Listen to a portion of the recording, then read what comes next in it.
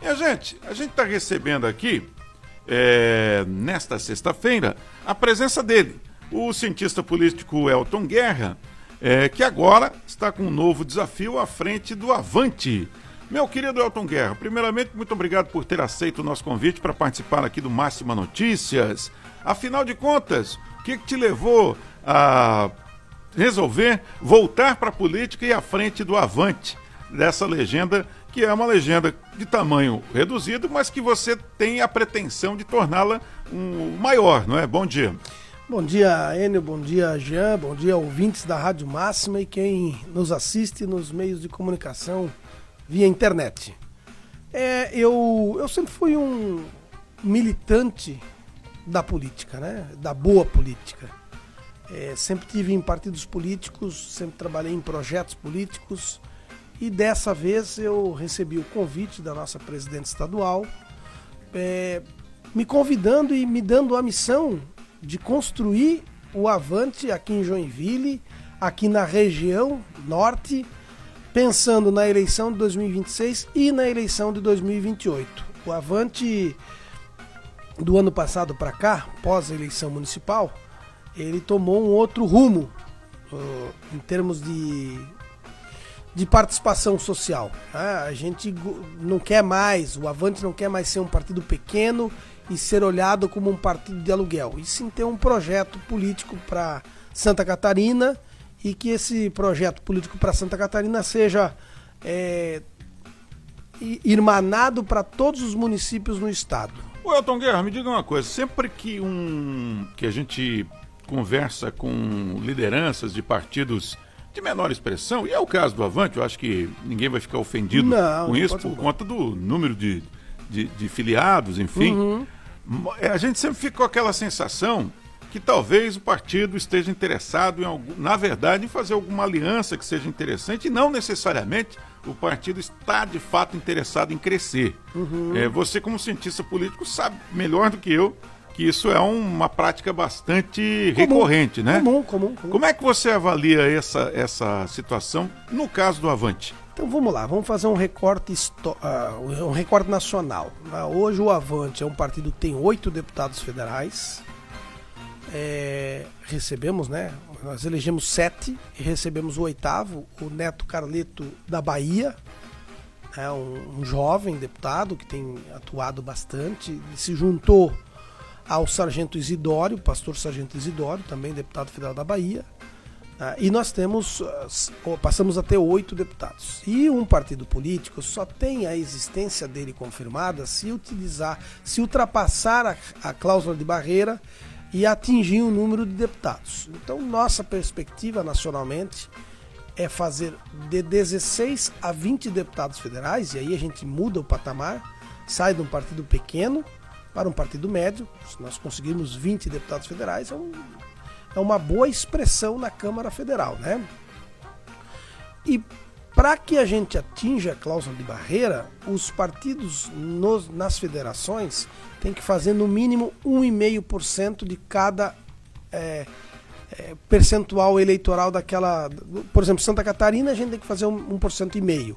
Rio Grande do Sul 1,5%. E assim sucessivamente para atingir a cláusula de barreira. Então, para a nacional, o crescimento do Avante se dá nessa questão de eleição de deputados federais, quanto mais melhor, também não esquecendo da cláusula de barreira, que é o funcionamento do partido ao longo dos anos. Hoje o Avante ultrapassou a cláusula de barreira e na próxima eleição a gente tem que trabalhar para passar a cláusula de barreira. E uma das coisas que o presidente nacional delegou à nossa estadual é que a gente foque especificamente na eleição de federal para construir uma grande nominata de deputados federais. O que seria uma eleição positiva, vencedora do Avante no atual cenário político de Santa Catarina, considerando esse pedido que foi feito pelo organismo, pela nacional do Avante?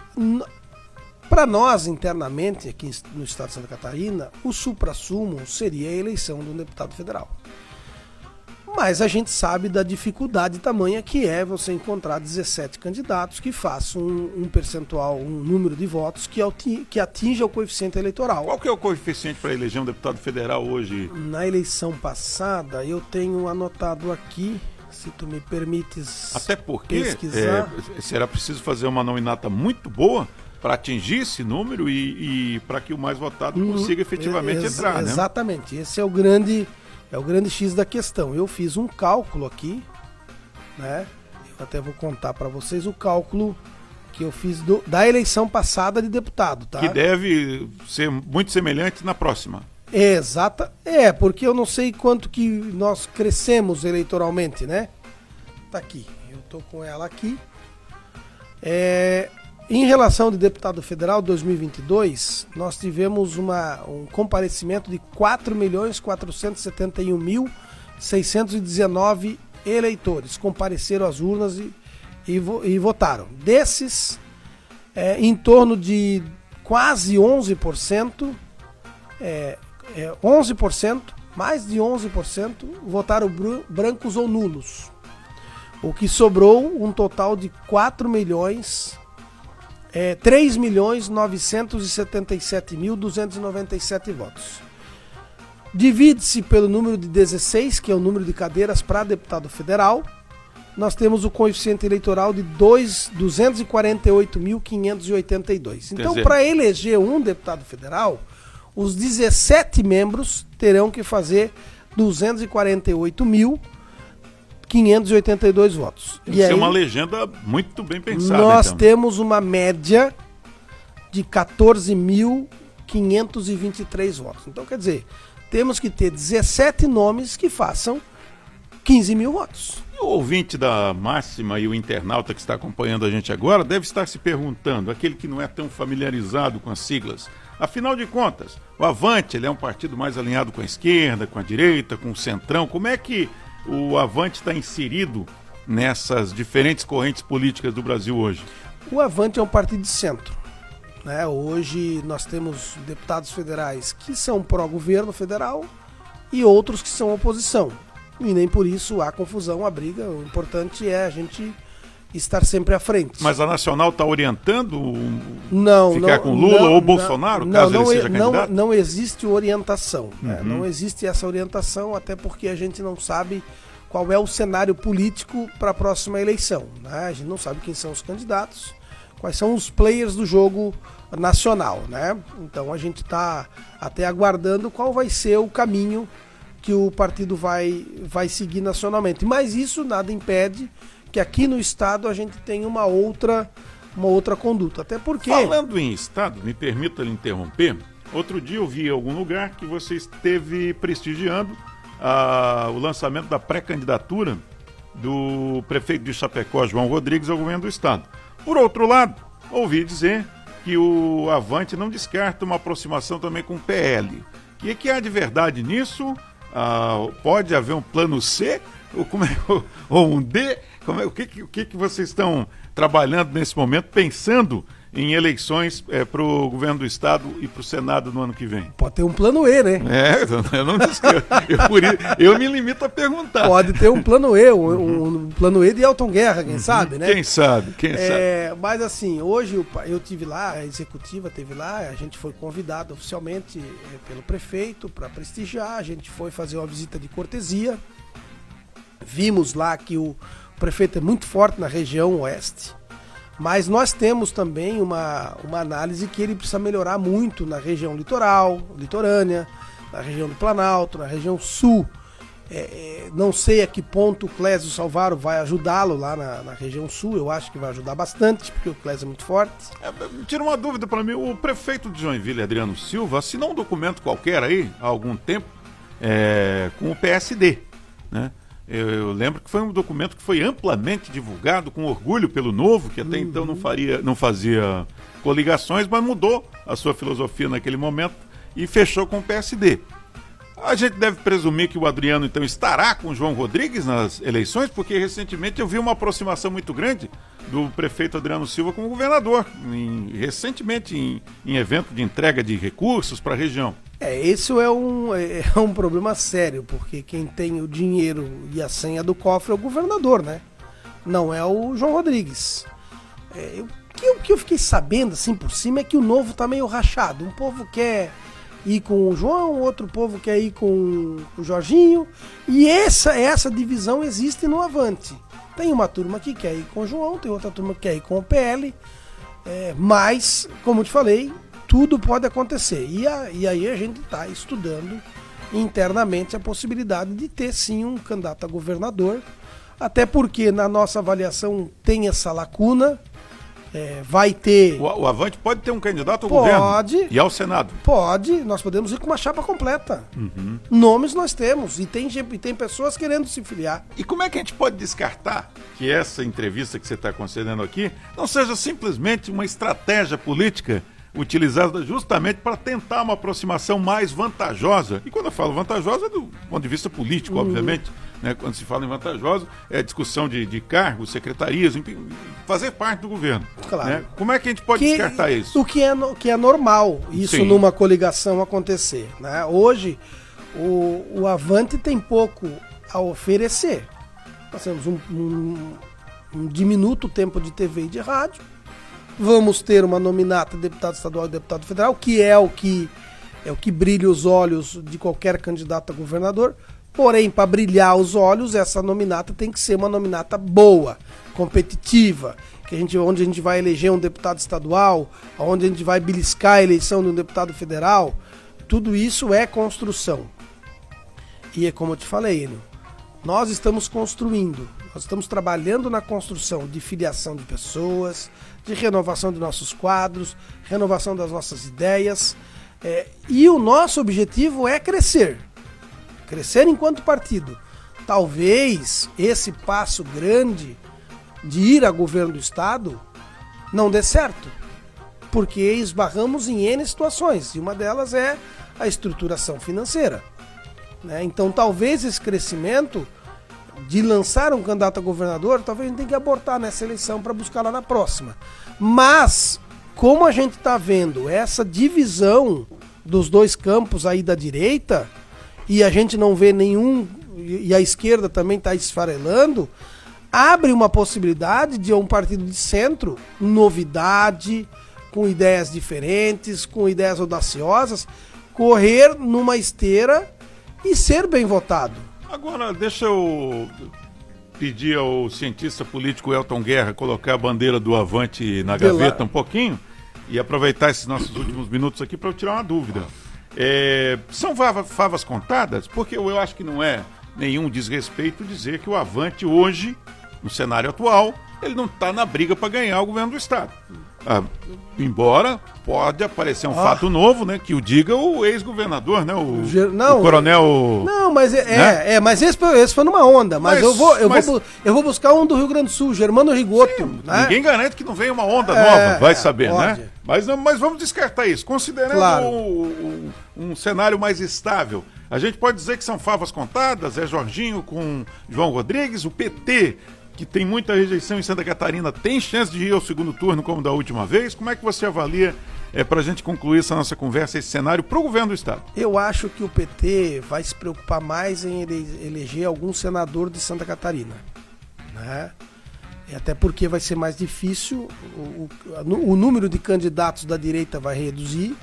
Nós tivemos na eleição passada, acho que 5 candidatos da direita, 4 ou 5, e um só da esquerda, né? Então vai ser muito mais difícil a esquerda conseguir emplacar, porque os votos da direita vão estar divididos em 2. Ou é no João Rodrigues, ou é no Jorginho Melo. E a esquerda sempre tem aqueles de 15% a 20% dos votos. E numa eleição com 3 candidaturas, esse número não emplaca para o segundo turno. Então, entendo eu, e aí vai depender do movimento do João Rodrigues, do crescimento que ele vai ter. Ele sai muito forte da região oeste, tem que ver se ele consegue a região carbonífera para ele, com uma movimentação boa do Clécio Salvaro, e aqui na região norte, né? E na região litoral. Jorginho e João Rodrigues juntos, dá para descartar? De repente Jorginho governador, João Rodrigues Senado. Descartar é difícil, eu não descartaria, mas eu acho pouco provável. Parece que o João Rodrigues está para valer nessa briga. Ele tá, eu acho que ele deve ter alguma mágoa pessoal, uma rusga, ele não vai ceder. Algum atrito, né? O problema é que... Bolsonaro outro dia andou comentando em Brasília, até vazou esse áudio, que ele estava... O desejo dele seria esse, né? De unir a direita, né? Até porque tem aquela expectativa de que se o João Rodrigues ganha para o Senado, ele é o candidato natural da direita para substituir o Jorginho daqui a 4 anos. Né? Naturalmente isso. Seria o melhor jogo para o João Rodrigues, né? E aí abre um flanco de ter um segundo turno com a esquerda. Mas no segundo turno em que a esquerda não briga não muito, ganharia, né? Não dura muito os rounds. Com certeza, porque o Jorginho iria atropelar, né? Como foi a última eleição. Para a esquerda melhorar, o Lula tem que melhorar muito. E tem pouco tempo, né? Tem muito pouco tempo, tem que tirar um coelho da cartola. Para encerrar, Jorginho com chapa pura, com Marilisa, ou ele vai ter que botar um outro partido e encontrar alguém de Joinville para ser vice? Afinal de contas, acho bem difícil que não tenha ninguém de Joinville na majoritária e o Jorginho resolva não ter um vice de Joinville. Essa semana eu conversei sobre isso, né? A delegada Marilisa, ela pouco atrapalha o Jorginho Melo. Pelo contrário, ela é quase que uma funcionária do governo. Mas né? É da mesma legenda. Sim, não, mas eu tô dizendo assim que ela não atrapalha, ela faz tudo o que o Jorginho pede. E certo. Isso para o governador, para quem tá com os holofotes em cima, é a melhor coisa que tem. O melhor cenário é ter um vice que não incomoda. E a delegada Marilisa não incomoda. Ela é uma excelente vice, ela está ali para ser vice mesmo, né? O problema de você convidar um outro partido, vamos imaginar que o MDB, que é o que a gente se ouve... Talvez o PSD, né? Né? Tudo, mas aí é o seguinte, vou ter que dividir o meu governo, né? Sim. Hoje o Jorginho não divide com ninguém. Sim, teria que dividir. Vai ter que dividir o governo. E aí vai ter que botar um vice que pode querer brilhar mais que o Jorginho. Certo. E aí as vaidades começam a nascer, né? Então, é verdade. A gente tem que aguardar para ver. Eu aposto muito ainda na manutenção da chapa, Jorginho e Marilisa, até porque tá se ganhando e time que ganha não se mexe. Né? O Adriano não fez isso aqui em Joinville. Conseguiu, levou 8 partidos políticos com ele, não deu a vice para ninguém, não se comprometeu em primeiro escalão com ninguém, ganhou a eleição. Meu caro Elton Guerra, dirigente do Avante em Joinville, cientista político, obrigado por vir nesse feriadão aqui falar conosco e até uma próxima oportunidade. Até uma próxima, muito obrigado. Eu queria só fazer um merchan e convidar os teus maravilhosos ouvintes, se quiserem acompanhar o nosso podcast, que é Dialogar para Avançar. Todas as quartas-feiras um episódio novo, tá sensacional. E fica disponível também os outros, né? Claro. Dá o endereço pro pessoal encontrar. @Dialogar para Avancar. Isso é no YouTube, no Instagram, no Facebook e também no Spotify. Perfeito, meu querido Elton Guerra, muito obrigado. E assim nós encerramos nessa Sexta-feira Santa o Máxima Notícias.